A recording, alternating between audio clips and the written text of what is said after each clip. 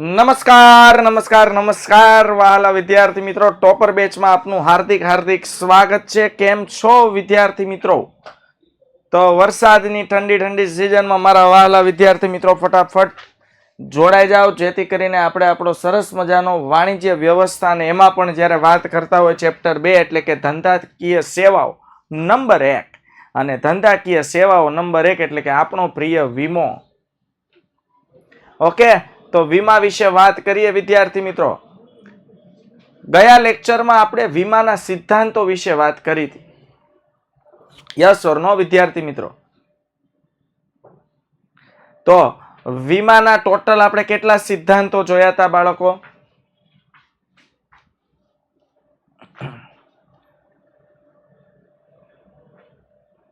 બોલો, આપણે વીમાના ટોટલ કેટલા સિદ્ધાંતો જોયા હતા?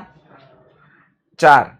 વ્યવસ્થિત વિદ્યાર્થી મિત્રો અહીંયા આવો એટલે ટોટલ સરસ મજાના ક્વિક રિવિઝન સાથે જો આવશો ને તો તમને આજના લેક્ચરમાં મહેમાન અયાજ મેં વાંચી લીધો મેસેજ.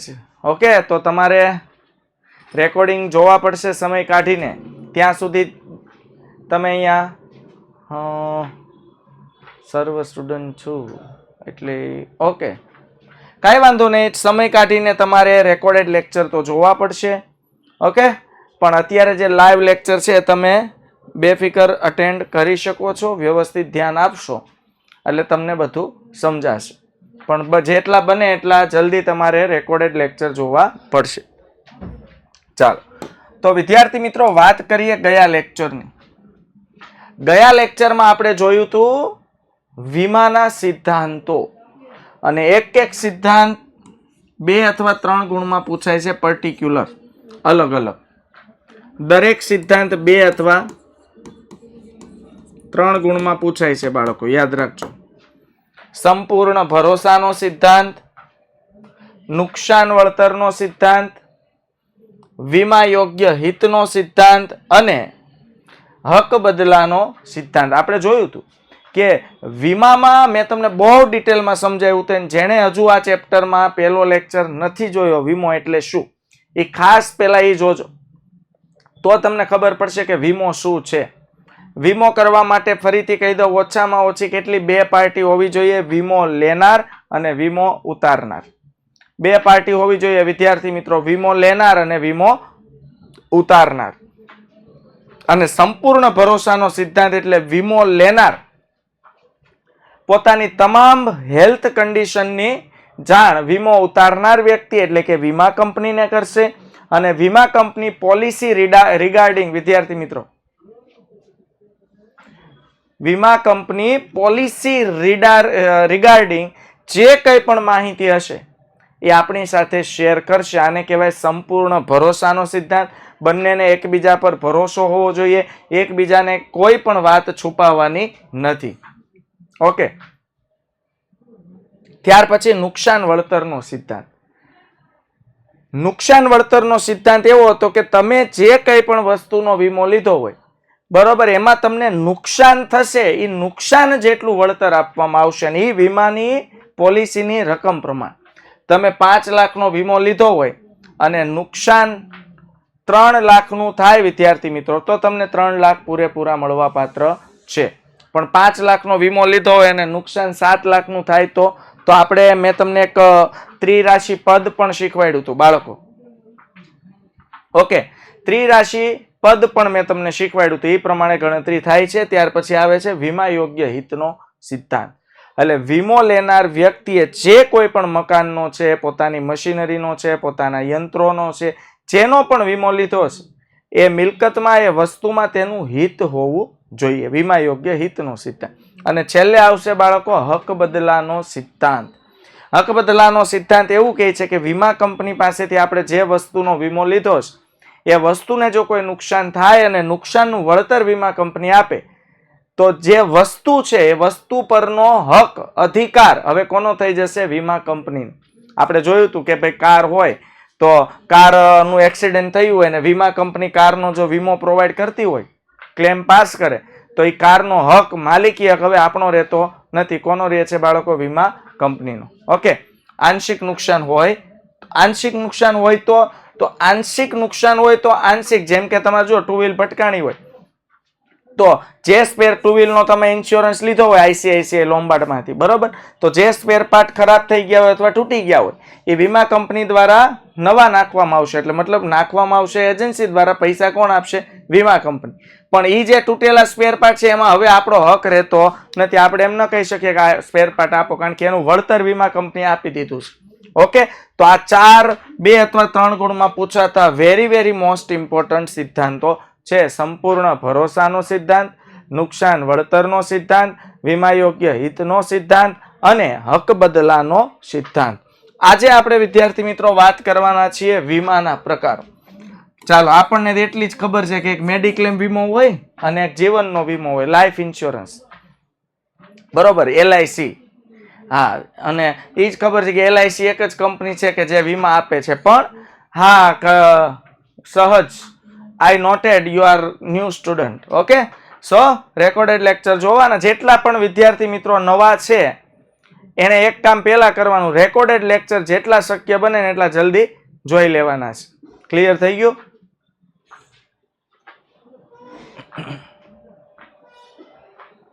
ઓકે, ચાલો. તો આજે આપણે જોવાના છીએ વીમાના પ્રકારો. જો આ બધા વીમાના પ્રકારો છે.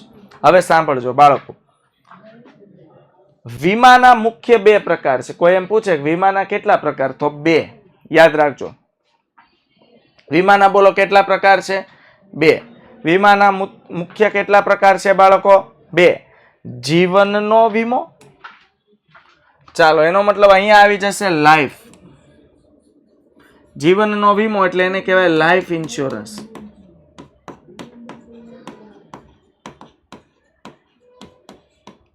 આ આપણે દઈ દઈએ પ્રકાર A. અને પ્રકાર B સામાન્ય વીમો, એને આપણે કહીએ છીએ બાળકો જનરલ ઇન્સ્યોરન્સ. ઓકે, તો વીમાના મુખ્ય 2 પ્રકાર છે બાળકો. વીમાના કેટલા પ્રકાર છે? 2. જીવનનો વીમો એટલે કે લાઈફ ઇન્સ્યોરન્સ. લાઈફ ઇન્સ્યોરન્સ મતલબ જીવંત, જે સજીવ છે એનો વીમો અહીંયા લાગુ પડશે. અને બાળકો સામાન્ય વીમા એટલે કે જનરલ વીમા એટલે કે જે નિર્જીવ છે અથવા જેનો નુકસાન નિર્જીવ કોઈ પણ આવી જાય, પછી એમાં આપણે આગળ વાત ડિટેલમાં ચર્ચા કરશું, એ આવશે બાળકો સામાન્ય વીમો. હવે યાદ રાખજો, જીવન વીમાના મુખ્ય 2 પ્રકાર છે.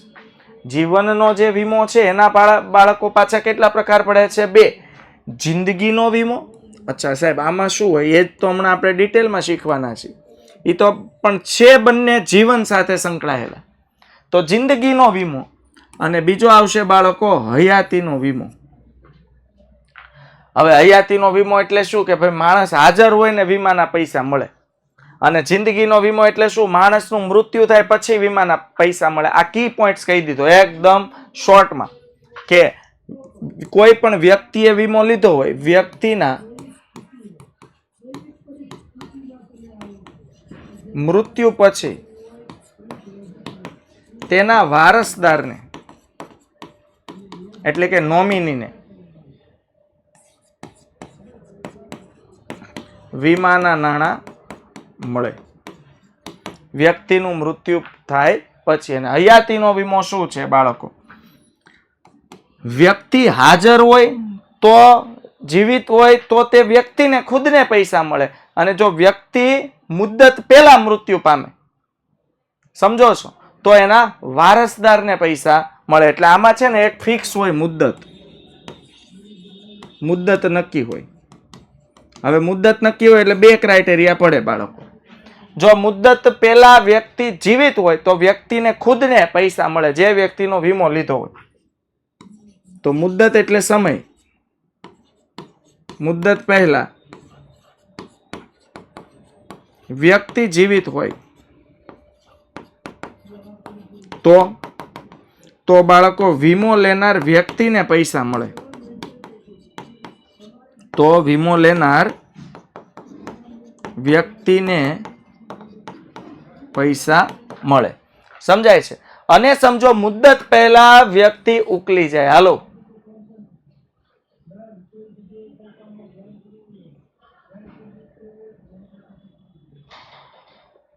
ભાઈલાલભાઈ ચાવડા, હજી તો લેક્ચર શરૂ થયો છે, ત્યાં તમે પૂછો ક્યારે પતશે?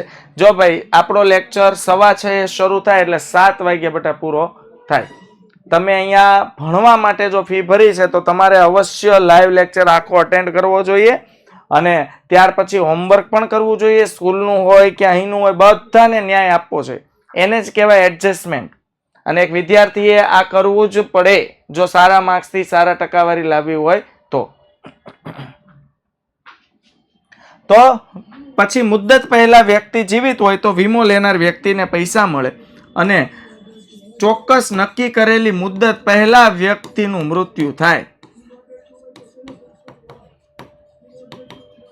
મુદ્દત પહેલા વ્યક્તિનું મૃત્યુ થાય તો તેના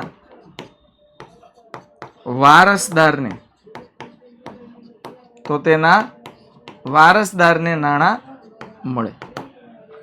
ઓકે, આ થઈ ગયો બાળકો જિંદગીનો વીમો અને હયાતીનો વીમો. બસ આટલો જ મેન ફરક આમાં છે.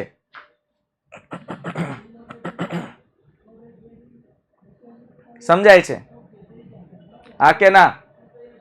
ખંજન, વ્યક્તિ વીમો લે ત્યારે સર વીમાનો રૂલ્સ છે કે કુટુંબનું નામ દેવું જરૂરી. હા, કુટુંબનું નામ એટલે એને નોમિની કહેવાય. તમે જ્યારે વીમો લ્યો ને ત્યારે નોમિની નિમણૂક કરવો જરૂરી છે.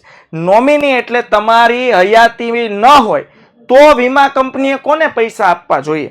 તો આવા કેસમાં તમે જે નોમિનીનું નામ લખ્યું હશે બરોબર, તો જે વીમો લેનાર વ્યક્તિ છે એના મૃત્યુ પછી વીમા કંપની નોમિનીની ખરાઈ કરશે કે આ નોમિની કોણ છે અને વીમા લેનાર વ્યક્તિ આનું નામ લખાયું છે, એના શું રિલેશનમાં છે, અને પછી જેટલી વીમા રાશિ હશે, જેટલા વીમાના પૈસા હશે એને આપી દેશે. ઓકે, ચાલો. મુદ્દત એટલે સમયગાળો. ઓકે, ચાલો. હજુ મેં સમજાવ્યો જ ક્યાં છે? આ બંને હમણાં સમજાવું છું. જિંદગીનો વીમો. અચ્છા વત્સલ, કેટલા વાગે જોડાયા આપણે?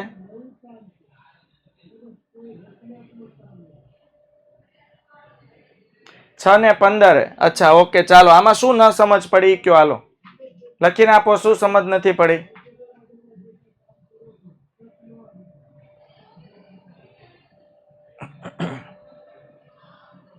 ટ્રસ્ટ એટલે ભરોસો. માંગુ કે આપણે છે ને ગુજરાતી પર વધુ ફોકસ કરશું ઇંગ્લિશ કરતા. ટ્રસ્ટીજિયન એટલે સંપૂર્ણ ભરોસાનો સિદ્ધાંત. ઓકે, હયાતી અને લાઈફ ઇન્સ્યોરન્સમાં શું ફરક? હયાતીમાં વીમો લેનાર વ્યક્તિ જીવિત હોય ને ત્યાં એને પૈસા મળી જાય અને જિંદગીના વીમામાં ફિક્સ વ્યક્તિનું મૃત્યુ થાય પછી જ પૈસા મળે. અચ્છા, મૃત્યુ કોઈ પણ કારણસર થાય, બધું પોલિસીમાં લખ્યું હોય. ક્લિયર? ડન થયું મિસ્ટર વત્સલ? હયાતી એટલે હયાત હોવું. હયાત હોવું એટલે જીવિત હોવું. જે વ્યક્તિએ વીમો લીધો હોય એ વ્યક્તિ જીવિત હોય અને સમજો કે વીમો લીધો હોય ને એમ નક્કી કર્યું 15 વર્ષ પ્રીમિયમ ભરવાનું, તો 15 વર્ષ સુધી જો વ્યક્તિ જીવતો હોય અને સમજો 50 લાખનો વીમો હોય બરોબર, આજે સમજો વ્યક્તિની ઉંમર 30 વર્ષની છે અને 15 વર્ષનો વીમો છે એટલે 45 વર્ષ થાય. 45મા વર્ષે વ્યક્તિ જીવતો હોય તો વીમા કંપની આવીને એના હાથમાં 50 લાખનું ચેક પકડાવશે. પણ જો 45 વર્ષ પહેલા વ્યક્તિ ધામમાં જાય બાળકો, તો આ કેસમાં વીમા કંપની પૈસા આપશે, પણ કોને? પોતાના નોમિનીને, પોતાના વારસદારને. ઓકે, ક્લિયર થઈ ગયું બાળકો? ચાલો હવે આગળ વધીએ બાળકો. આના વિશે પણ આપણે ચર્ચા કરશું. સામાન્ય વીમો એટલે જનરલ ઇન્સ્યોરન્સ. એના મુખ્ય કેટલા પ્રકાર પડે છે? 3. બોલો, સામાન્ય વીમાના કેટલા પ્રકાર પડે છે? 3. માલ હેરફેરનો વીમો, આગનો વીમો અને અન્ય વીમા. તો આજે આપણે વિદ્યાર્થી મિત્રો જોવાના છીએ માલ હેરફેરનો વીમો અને આગનો વીમો. માલ હેરફેરના વીમામાં આવશે બાળકો, માલ હેરફેરનો વીમો એટલે એક જગ્યાએથી વસ્તુ બીજી જગ્યાએ લઈ જાવ બાળકો. એક જગ્યાએથી વસ્તુ બીજી જગ્યાએ લઈ જાવ અને આ વસ્તુને હેરફેર કરતી વખતે જે નુકસાન થાય એ નુકસાનની ભરપાઈ પણ વીમા કંપની કરે જો તમે ઇન્સ્યોરન્સ લીધો હોય તો. સમજાય છે? હા કે ના? તો દરિયાઈ વીમો, હવાઈ વીમો અને માર્ગ વીમો. એના મુખ્ય કેટલા પ્રકાર પડે છે બાળકો? 3 પ્રકાર. દરિયાઈ વીમો, હવાઈ વીમો અને માર્ગ વીમો. ત્યાર પછી આવે છે વિદ્યાર્થી મિત્રો આગનો વીમો. એના વિશે આપણે જોવાના છીએ. અન્ય વીમા ઘણા બધા પ્રકારના છે. નફા નુકસાનનો વીમો, સ્વાસ્થ્ય એટલે કે હેલ્થનો વીમો, લૂંટફાટનો વીમો, ઢોર ઢાખરનો વીમો, સમૂહ વીમો, બધા વિશે આપણે જોવાના છીએ. રમત ગમતનો વીમો, વાહન વીમો, શાખનો વીમો, ત્રાહિત પક્ષ માટેનો વીમો, છેતરપિંડી સામે વફાદારીનો વીમો, અકસ્માતનો વીમો, ઓકે, કુદરતી આપત્તિનો વીમો અને કામદાર વળતરનો વીમો. ઢોર ઢાખર એટલે પ્રાણીઓ, ઓકે, ઢોર ઢાખર, ઢોર એટલે ખબર પડે ને, પ્રાણીઓ. ઓકે, ચાલો હવે વિદ્યાર્થી મિત્રો આપણે જોઈએ સૌથી પહેલા જીવનનો વીમો. બે જ પ્રકાર છે, જીવનનો વીમો અને બીજો પ્રકાર કયો હતો બાળકો? સામાન્ય વીમો. યાદ રાખજો, વીમાના માત્ર ને માત્ર બે પ્રકાર છે, જીવનનો વીમો અને સામાન્ય વીમો. પહેલો પ્રકાર જોઈએ બાળકો, જીવનનો વીમો. એની અંદર કેટલા પ્રકાર છે? બે, જિંદગીનો વીમો અને હયાતીનો વીમો. તો 90% મેં તમને આઈડિયા આપી દીધો. હવે તમે જુઓ જિંદગીનો વીમો એટલે શું. ઓકે, લાઈફ ઇન્સ્યોરન્સ અને ટર્મ ઇન્સ્યોરન્સ અલગ કહેવાય? હા, અલગ કહેવાય. એ તમને અહીંયા ખબર પડી જશે. આની જે વાત કરું છું લાઈફ ઇન્સ્યોરન્સ. ઓકે, જુઓ, જે વ્યક્તિનો વીમો લીધો હોય તે વ્યક્તિનું મૃત્યુ થાય ત્યારે તેના વારસદારને વીમા કંપની નક્કી કરેલી રકમ ચૂકવવાનું વચન આપે તેવા કરારને જિંદગીનો વીમો કહેવામાં આવે છે. આ લાઈફ ઇન્સ્યોરન્સ. ટર્મ ઇન્સ્યોરન્સ મેં કીધું ને, મુદ્દત એટલે સમયગાળો, અને મુદ્દતને ઇંગ્લિશમાં કહેવાય ટર્મ. બટ હવે થોડીક નિરાયત રાખો એટલે હમણાં ટર્મ ઇન્સ્યોરન્સ પણ આવી જશે. તો જિંદગીનો વીમો, જે વ્યક્તિનો વીમો લીધો હોય તે વ્યક્તિનું મૃત્યુ થાય ત્યારે આ શબ્દ ખાસ ચેક કરજો. વ્યક્તિનું મૃત્યુ થાય ત્યારે, ફરીથી બોલું છું, વ્યક્તિનું મૃત્યુ થાય ત્યારે તેના વારસદારને, જેને આપણે કહીએ છીએ નોમિની, ત્યારે તેના વારસદારને વીમા કંપની નક્કી કરેલી રકમ ચૂકવવાનું વચન આપે તેવા કરારને જિંદગીનો વીમો કહેવામાં આવે છે. સમજાય છે? હા કે ના? જો ભાઈ આમાં વીમા વાળાનો શું ફાયદો હોય તો જ આપતા હોય ને. એટલે આપણે એટલું બધું બહુ ડિટેલમાં નથી જવાનું, બટ અહીંયા મેન જે કોન્સેપ્ટ છે ને એમાં તમારે ધ્યાન નથી એવું લાગે છે મને. વીમા કંપનીનો ફાયદો હોય આમાં, કારણ કે જે પ્રીમિયમ આવશે એ લાખો હજારો કરોડોની જનતા છે, એ બધાનું પ્રીમિયમ આવશે. એ પ્રીમિયમને એ કોઈ ચોક્કસ શેરમાં કે મોટી કંપનીમાં રોકાણ કરશે, ત્યાંથી વળતર મેળવશે. એ એનો ફાયદો. ખબર પડી ગઈ? હા કે ના? ઓકે, હા, એટલે મેન છે ને ટોપિક ઉપર ફોકસ આપો. આપણે વીમા કંપની નથી બની જવા કે સાહેબ હું વીમા કંપની ખોલી તો મને શું ફાયદો થાય. ભાઈ બટા, એને ફાયદો થાય તો જ વીમાની અલગ અલગ પોલિસી પ્રીમિયમ કાઢતા હશે ને, વગર ફાયદે તો કાઢતા નહીં હોય. સિમ્પલ તમે લોજિકલી જો વિચારશો ને તો એ આજે તમે જે પ્રીમિયમ ભરો છો, હવે સમજો કોઈ લાઈફ ઇન્સ્યોરન્સ લીધો, લાઈફનું નક્કી નથી પણ કોઈ 40 વર્ષ જીવશે, કોઈ એવરેજ કાઢી હોય કે એવરેજ આયુષ્ય ભારતમાં લોકોનું કેટલું છે એમ. 1 મિનિટ વિદ્યાર્થી મિત્રો.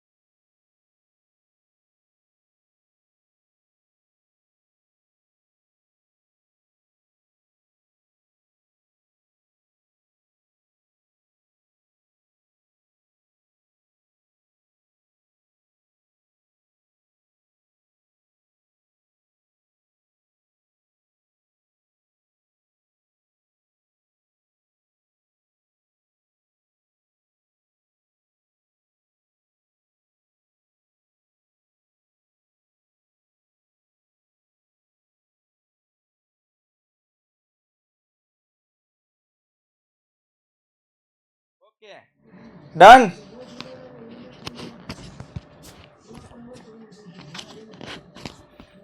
ઓકે, તો વિદ્યાર્થી મિત્રો એક વસ્તુ નોટ કરો. હાલો હવે પૂછ્યું છે તો કહી દઉં, બાકી જો બાળકો બિનજરૂરી વિચારશો ને તો જે મેન કન્ટેન્ટ છે ને એ તમારે જતો રહેશે. એવું નથી કે મારા પાસે જવાબ નથી, કે મારે આપવો નથી. 11મા ધોરણમાં છો, હવે થોડાક મોટા થઈ જાઓ અને કન્ટેન્ટ રિલેટેડ ચાલશો ને તો જ તમને ટોપિક સમજાશે.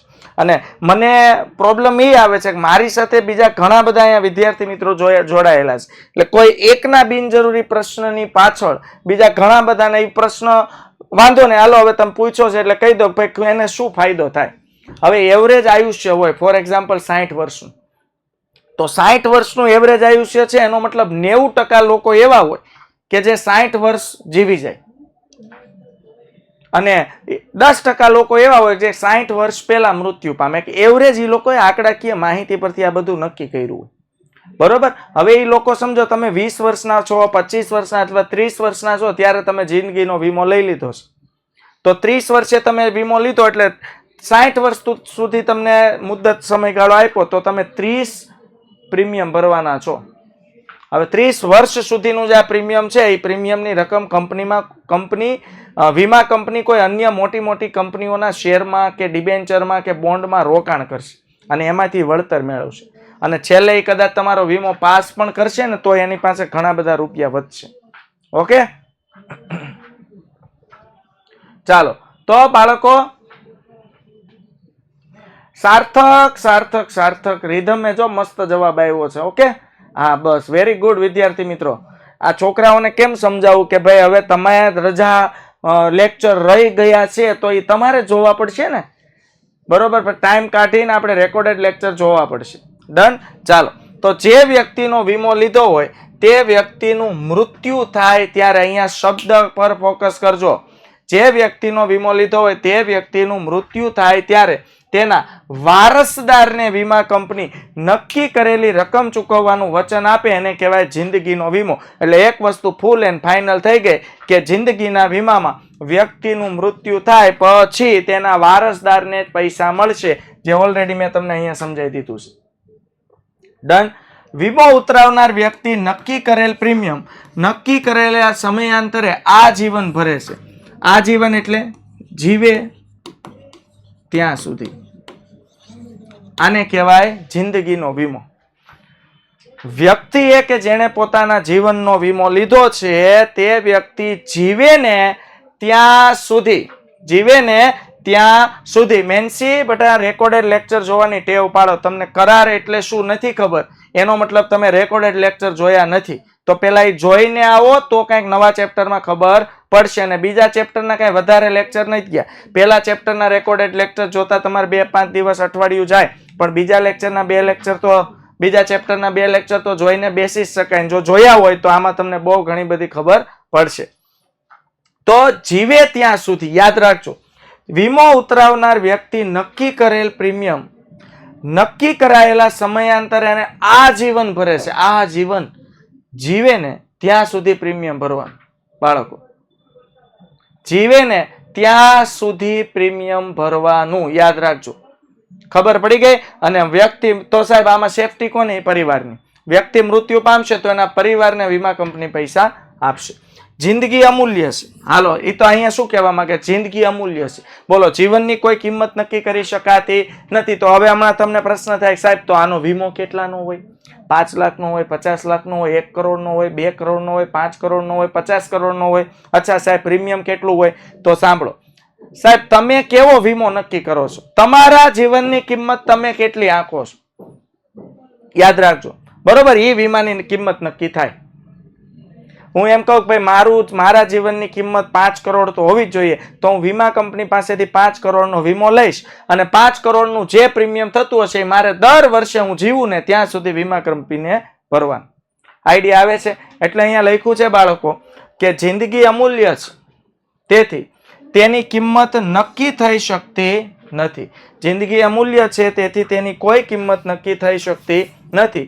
વીમો ઉતરાવનાર પોતાની જિંદગીનું જે મૂલ્ય આંકે, વીમો ઉતરાવનાર વ્યક્તિ પોતાની જિંદગીનું જે મૂલ્ય એટલે કે કિંમત આંકે તે અને પોતાની પ્રીમિયમ ચૂકવવાની ક્ષમતાના આધારે વીમાની રકમ નક્કી કરે છે. આવી ગયું કે ભાઈ વીમો લેનાર વ્યક્તિને એમ થાય કે ભાઈ મારું જીવન તો 10 કરોડ જેટલું તો હોવું જ જોઈએ, તો ભાઈ 10 કરોડનો વીમો લેવામાં વાંધો નથી, પણ 10 કરોડનું પ્રીમિયમ એ દર વર્ષે એટલું આવે, તો કેપેસિટી પ્રમાણે વીમો લેવાનો હોય છે. ઓકે, ચાલો આગળ. નુકસાન વળતરનો સિદ્ધાંત અમલમાં મુકાતો નથી, તો આપણે જોયું 1 માર્ક્સનો વેરી મોસ્ટ ઇમ્પોર્ટન્ટ પ્રશ્ન છે. કયા વીમામાં નુકસાન વળતરનો સિદ્ધાંત લાગુ નથી પડતો? ગયા લેક્ચરમાં આપણે જોયું હતું કે જિંદગીના વીમામાં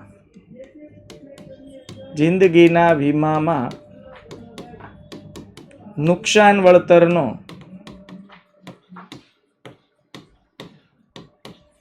સિદ્ધાંત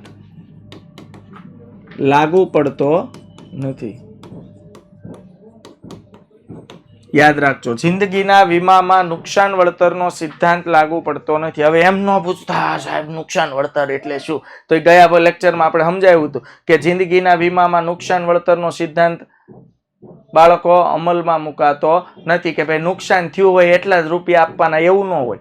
માણસ મૃત્યુ પામ્યો એટલે 10 લાખનો વીમો હોય તો મૃત્યુ પછી 10 લાખ પૂરેપૂરા આપી દેવા, એને કહેવાય જિંદગીનો વીમો. ઓકે, ચાલો. ઠાકર વિષ્ણુ, મને એવું લાગે છે 2 મહિના તો તમારા 2 ફિઝુલના પ્રશ્નોના જવાબ આપવામાં જતા રહેશે. હવે ભાઈ હું વીમાનો એજન્ટ તો છું નહીં કે 10 કરોડનો લગભગ કેટલું પ્રીમિયમ આવે, અને મને ખબર છે ત્યાં સુધી 10 કરોડનો વીમો લેવાની ત્યારે કેપેસિટી નથી અત્યારે. તો બિનજરૂરી પ્રશ્નો મહેરબાની કરીને બંધ કરી દો. પછી મારે સ્ટ્રિક્ટલી પ્રોસેસમાં જવું પડે, એના કરતા બેટર છે ભણવા રિલેટેડ પ્રશ્નો સાથે જોડાયેલા રહ્યો અને ભણવામાં ધ્યાન આપો. અને બાકીના જેને મજા આવતી હોય, વત્સલ એને પણ, જેમ કે અજય, અયાજ, અને બિનજરૂરી બિલકુલ બંધ કરો. એનાથી લેક્ચર બગડે છે, સમય બગડે છે, અને બીજા 80-90% એવા છે કે જે સ્પેશિયલી કન્ટેન્ટ રિલેટેડ ભણવાના છે. હવે 10 કરોડનો લગભગ કેટલું પ્રીમિયમ આવે એ બધા એજન્ટને ખબર હોય. ઓકે, એટલે કોઈ સારો વીમા કંપનીનો એજન્ટ શોધો, વત્સલ સોલંકી, નહીતર પછી હમણાં લેક્ચર પૂરો થાય પછી હું એક સારા એજન્ટને પૂછીને તને ફોન કરું, કહેતો હોય તો કરું. વત્સલ,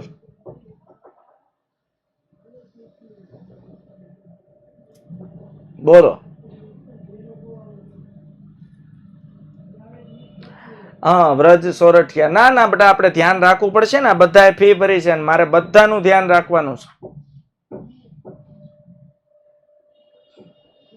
ઓકે,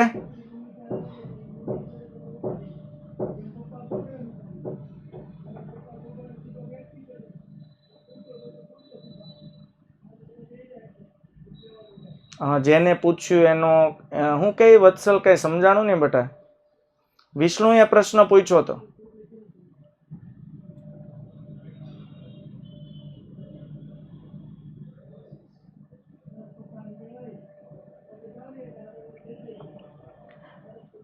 ઓકે, તો વિદ્યાર્થી મિત્રો અહીંથી જે કંઈ પણ સૂચના આપવામાં આવે ને સ્ટ્રિક્ટલી ફોલો કરવાની છે. તમે ધોરણ 10 ના વિદ્યાર્થીઓ છો, હવે ધોરણ 11 માં આવી ગયા છો. ઓકે, હા કે ના? હા, ઓકે વત્સલ, કાંઈ વાંધો નહીં. તને એટલે કહું છું તને હસવું આવી ગયું હતું, હે ને? હા, મનમાં હસી લેવાનું બેટા. ઓકે, હા, શિસ્ત જરૂરી છે. યસ ઓમ, આ લોકોની ખબર પડવી જોઈએ કે ડિસિપ્લિન બધે જ જરૂરી છે, અને ભણવામાં સૌથી વધુ ડિસિપ્લિનની જરૂર છે. અને મને નથી લાગતું કે તમારે કોઈએ ક્લાસ ડિસ્ટર્બ કરવો જોઈએ. તો ક્લાસને ડિસિપ્લિન સાથે આપણે આગળ વધારશું. આજે આ તમે ખાસ બાળકો યાદ રાખી લેજો, નહીતર અહીંયા તમારું જે ચેટ બોક્સ છે, કમેન્ટ બોક્સ છે, તમારી ડિટેલ છે, કાઢીને પછી મારે તમારે ફોન કરવો પડે, તમારા વાલી સાથે ફોન કરવો પડે, એ કદાચ પછી તમને ગમશે નહીં. ઓકે, તો આ ખાસ હવે આપણે ધ્યાન રાખશું. ડન, ચાલો. તો જોઈએ આગળ કે વ્યક્તિના મૃત્યુ સમયે જો કારણ શંકાસ્પદ હોય, શંકાસ્પદ એટલે મૃત્યુ શેના કારણે થયું, એનું કારણ ચોક્કસ હોય નહીં. જેમ કે પોલિસીમાં અલગ કારણો લખ્યા હોય કે મૃત્યુના કારણો, પણ કયા કારણે મૃત્યુ થયું એના પર શંકા હોય તો વીમા કંપની પોલિસીની પૂરી રકમ ચૂકવવા માટે બંધાયેલી નથી. ઓકે, ચાલો આગળ જોઈએ બાળકો હયાતીનો વીમો. જે હમણાં કહેતા હતા ટર્મ પ્લાન, બસ ટર્મ પ્લાન એટલે એક પ્રકારનો હયાતીનો વીમો. હવે અહીંયા શું લખ્યું છે? હવે આ બંનેની કમ્પેરિઝન કરજો કે અહીંયા વ્યક્તિનું મૃત્યુ થાય ત્યારે જ અને પ્રીમિયમ આજીવન ભરવાનું છે. બે વસ્તુ ખાસ ધ્યાનમાં રાખજો. વીમાની રકમ મૃત્યુ થાય ત્યારે મળે, અને બીજું ખાસ વિદ્યાર્થી મિત્રો યાદ રાખવાનું છે કે પ્રીમિયમ આજીવન ભરવાનું છે, એટલે વ્યક્તિ જીવે ત્યાં સુધી. ચાલો બાળકો આગળ વધીએ. હયાતીનો વીમો. વ્યક્તિએ નક્કી કરેલી વીમા મુદ્દત પૂરી થાય ત્યારે તે વ્યક્તિને, ચાલો જો અહીંયા એક શબ્દ એડ થયો, મુદ્દત.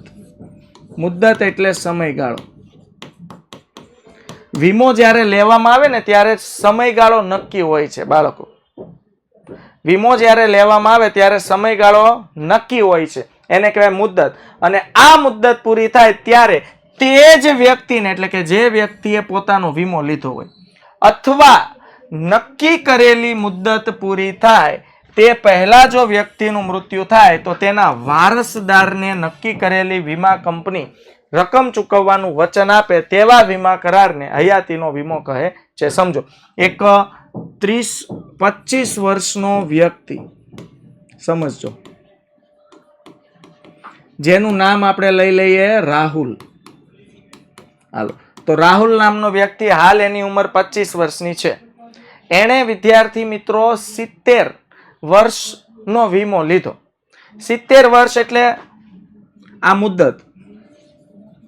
મુદ્દત એટલે થઈ ગઈ સમયગાળો. સમયગાળો કેટલો થઈ ગયો? 70 વર્ષ. ચાલો, જો વિદ્યાર્થી મિત્રો વ્યક્તિએ નક્કી કરેલી વીમા મુદ્દત પૂરી થાય ત્યારે, એટલે 25 વર્ષનો છે, હવે 70 વર્ષ એટલે એને કેટલા વર્ષ પ્રીમિયમ ભરવાનું છે બાળકો? 45 વર્ષ. સમજાય છે? હા કે ના? ઓકે, તો વિદ્યાર્થી મિત્રો મુદ્દત પૂરી થાય ત્યારે તે વ્યક્તિને, મતલબ પ્રીમિયમ ભરવાનું. આ વ્યક્તિ જ્યારે 70 વર્ષનો થાય, ને આમાં બે રીતે હોય. આમાં 70 વર્ષ સુધી પ્રીમિયમ ભરવાનો એવો નિયમ ન હોય. ઘણીવાર કેવું હોય, 25 વર્ષે તમે વીમો લીધો તો 15 વર્ષ સુધી તમારે પ્રીમિયમ ભરવાનું હોય. પછીના વર્ષોમાં તમને અમુક રકમ હપ્તામાં રિટર્ન મળતી જાય, અમુક રકમ મુદ્દત પૂરી થાય ત્યારે મળે. અલગ અલગ વીમા પોલિસી હોય છે. અત્યારે ખાલી એમ સમજો કે આ વ્યક્તિ 70 વર્ષનો થશે અને જો જીવતો હશે ને તો વીમા કંપની એના હાથમાં વીમાની રકમનો ચેક આપશે. પણ સમજો 70 વર્ષ પહેલા, એટલે કે આ ભાઈ 55 વર્ષ થયા ને ત્યાં જ એનું મૃત્યુ થઈ ગયું, તો વીમા કંપની હવે 70 વર્ષ સુધી વાટ નહીં જોવે કે ભાઈ 70, ભલે એનું મૃત્યુ થઈ ગયું પણ 70 વર્ષ થશે પછી એના વારસદારને પૈસા આપશું, એવું નહીં. આ કેસમાં વીમા કંપની 55 વર્ષે આ વ્યક્તિનું મૃત્યુ થશે એટલે એના વારસદારને, એના નોમિનીને નક્કી કરેલી વીમાની રકમ ચૂકવવાનું વચન ઓલરેડી એને આપેલું હોય છે. આને કહેવાય બાળકો હયાતીનો વીમો. હયાત હોવું એટલે જીવિત હોવું. એટલે 90% કેસમાં જે વ્યક્તિ એવું ઈચ્છતા હોય કે હું જીવિત હોઉં ને ત્યાં સુધીમાં જ મને વીમાની રકમ મળી જવી જોઈએ, આ પૂરી રકમ આપી દેશે આચાર્ય. ઓકે, એટલે વ્યક્તિ એવું નક્કી કરશે કે હું જીવિત હોઉં ને ત્યાં સુધીમાં જ મને વીમાની પૂરેપૂરી રકમ મળી જવી જોઈએ, ત્યારે એ વ્યક્તિ હયાતીનો વીમો પસંદ કરતા હોય છે. વીમાનું પ્રીમિયમ, યસ, જો આને બધા રેગ્યુલર આવા પ્રશ્નો હોય ને તો એના જવાબ મારે દેવાના હોય. યસ, મકવાણા કે ભાઈ પ્રીમિયમ ભરવાનું બાકી હોય તોય મળે. હયાતીના વીમાનો આ જ નિયમ છે કે ભાઈ સમજો કે હજી તમારે 60 વર્ષ સુધી પ્રીમિયમ ભરવાનું છે.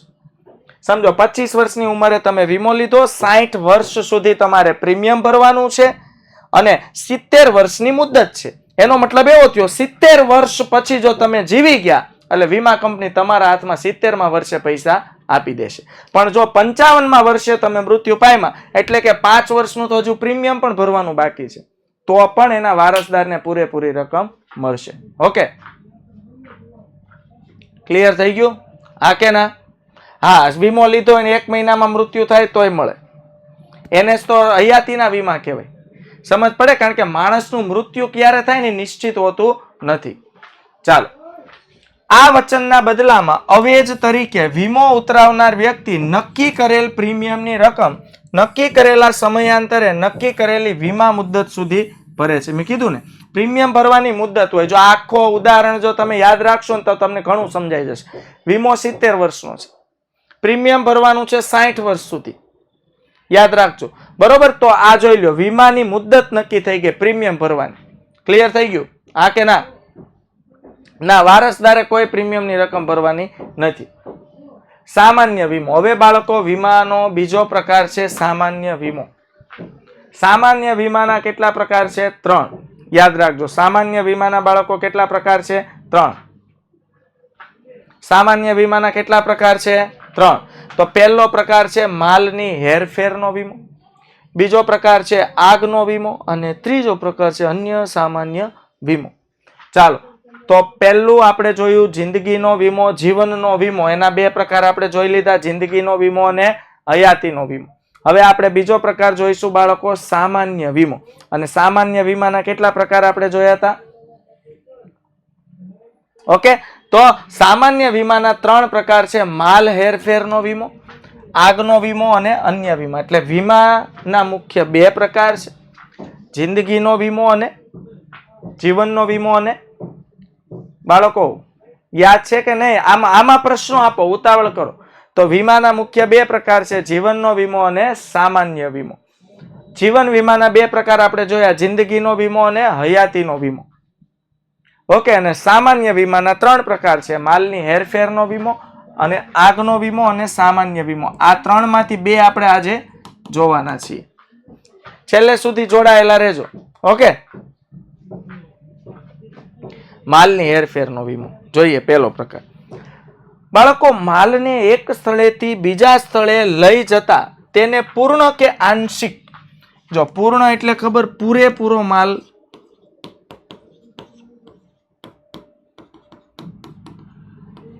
પૂરેપૂરા માલને નુકસાન થાય એને કહેવાય પૂર્ણ. અને આંશિક એટલે અમુક માલ બગડી જાય, અમુક માલને નુકસાન થાય. તો માલને એક સ્થળેથી તમે બીજા સ્થળે લઈ જાઓ બાળકો, એક સ્થળેથી બીજા સ્થળે લઈ જતા તેને પૂર્ણ કે આંશિક એટલે કે થોડુંક નુકસાન થવાનું જોખમ હોય છે. અને આ અંગેના વીમામાં 3 પ્રકાર બીજા પાડવામાં આવે છે. યાદ રાખજો, માલની હેરફેરમાં કેટલા પ્રકાર, હું હમણાં પોલ કરી લઈશ. હવે બધાએ સાંભળી લીધું?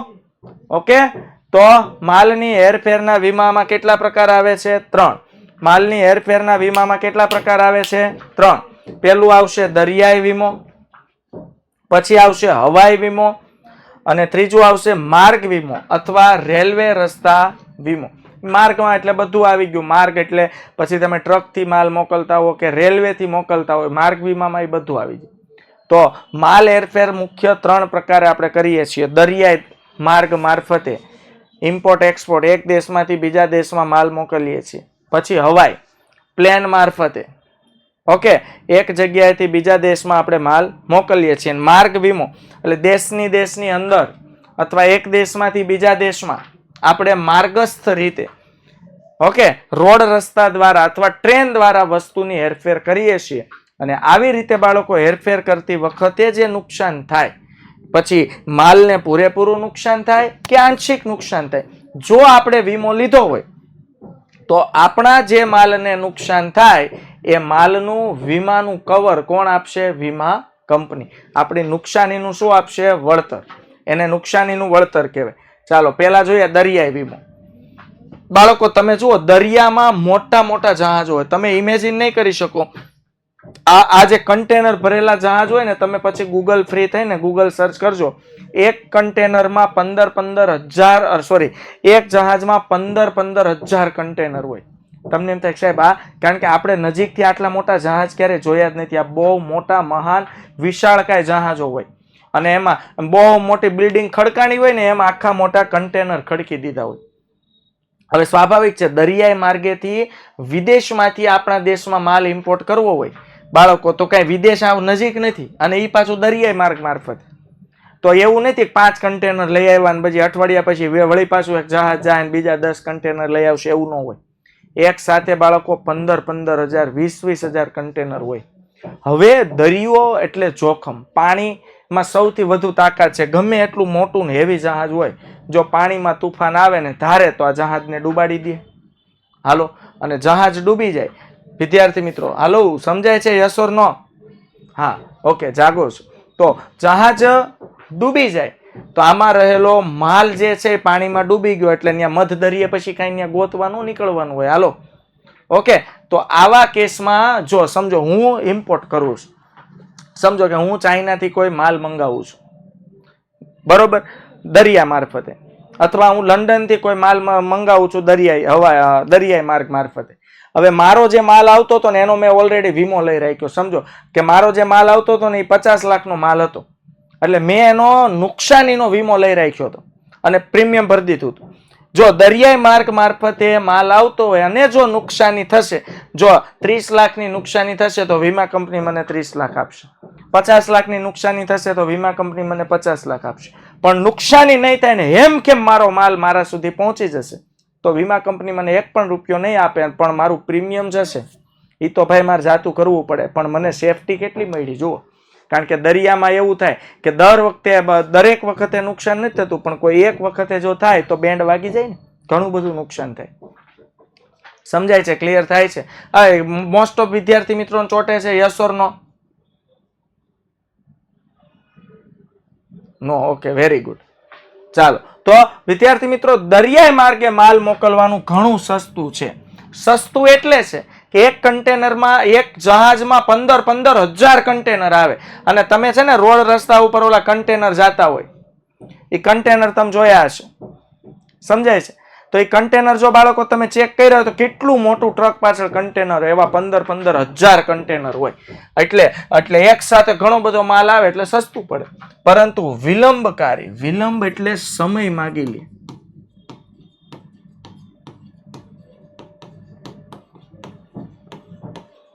વિલંબકારી એટલે સ્વાભાવિક છે ભાઈ, લંડન થી દરિયાઈ માર્ગ મારફતે મારે માલ લાવવો હોય તો ઘણો બધો સમય લાગે છે અને જોખમી તો છે જ. મેં કીધું એમ, જો કોઈ પણ તુફાન આવ્યું દરિયામાં, ઉછળે મોજા 1 માળના 15 ફૂટના, તો આવા ગમે એવા જહાજને ઉલાળી નાખી દે. તો 18મી સદી પહેલા મોટા ભાગનો આંતરરાષ્ટ્રીય વેપાર એટલે ઇન્ટરનેશનલ ટ્રેડ દરિયાઈ માર્ગે થતો હતો. આથી વીમાનો આ પ્રકાર સૌથી જૂનો અને સર્વવ્યાપી પ્રકાર છે. એક ગુણ બાળકો, 18મી સદી પહેલા મોટા ભાગના આંતરરાષ્ટ્રીય વેપાર, ત્યારે પ્લેનની એવી સુવિધા નહોતી, રોડ રસ્તા એટલો ડેવલપ નહોતા, તો મોટા ભાગના ઇન્ટરનેશનલ વેપાર, એમ કહેવાય કે ભાઈ સુરતમાં છે ને, સુરત મરી મસાલા તરીકે ભારત છે ને મરી મસાલાનો ટ્રેડ કરતો વર્ષો પહેલા. મરી મસાલા વિદેશમાં મોકલતા તો એ જહાજ મારફતે જતા બાળકો. ઓકે, તો આ પ્રકાર સૌથી જૂનો અને સર્વવ્યાપી. સર્વવ્યાપી એટલે દરેક જગ્યાએ એનો વ્યાપ છે, દરેક જગ્યાએ વિસ્તરેલ છે. એવો કોઈ દેશ બાકી નહીં હોય કે જ્યાં દરિયાઈ વીમાની સુવિધા નહીં હોય. એટલે એક ગુણનો પ્રશ્ન છે કે કયો વીમાનો પ્રકાર સૌથી જૂનો અને સર્વવ્યાપી છે? તો આવશે દરિયાઈ વીમો. પ્રશ્ન શું આવશે બાળકો? કયો વીમાનો પ્રકાર સૌથી જૂનો અને સર્વવ્યાપી છે? તો એનો જવાબ શું આવશે બાળકો? દરિયાઈ વીમો. ઓકે, ચાલો, તો ખબર પડી કે દરિયા મારફતે આપણે માલ આપલે કરતા. જો એક સરસ મજાનો બીજો 1 માર્ક્સનો પ્રશ્ન છે. લોઇડ્સ ઓફ લંડન નામની એક સંસ્થા છે જેણે સૌથી પહેલા દરિયાઈ વીમાની શરૂઆત કરી હતી. હાલો, 1 ગુણનો બીજો પ્રશ્ન કે સૌથી પહેલા દરિયાઈ વીમાની શરૂઆત કરનાર કંપની, સંસ્થા કઈ?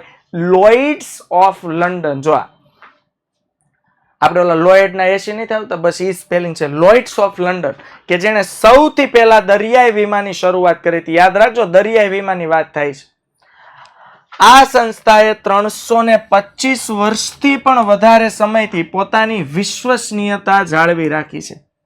બાળકો 325 વર્ષથી આ સંસ્થા દરિયાઈ વીમાની શરૂઆત કરી છે અને એક વિશ્વાસ જાળવી રાખ્યો છે કે તમે આ કંપનીનો વીમો લીધો હોય અને દરિયાઈ માર્ગ મારફતે માલ આવતો હોય અને એમાં કોઈ નુકસાન થાય તો આ કંપની અવશ્ય એનું પ્રીમિયમ આપવા માટે પ્રતિબદ્ધ છે અને 325 વર્ષથી એ નુકસાનીનું વળતર આપે છે.